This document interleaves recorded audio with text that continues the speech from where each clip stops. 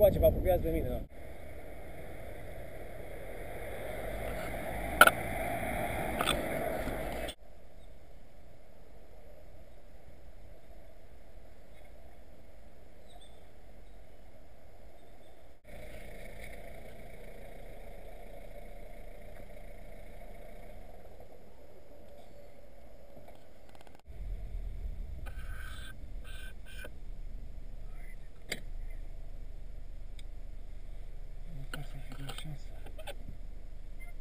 Să încerc să o alemenesc cu pateul. Da, hai să vedem. Să nu ieși din mașină.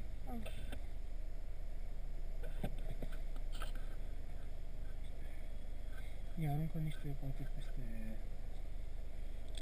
Așa, scoate-le tot cum ar veni.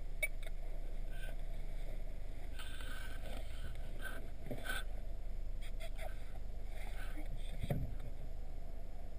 Dar aruncă puțin mai în față. Ia, stai să văd la...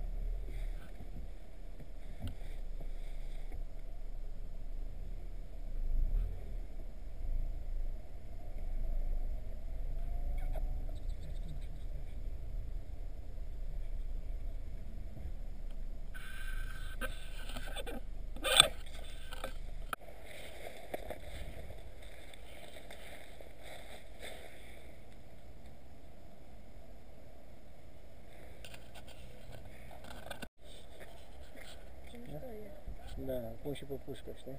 Foarte tare. Că vreau să fac un workshop ăsta de prins câini.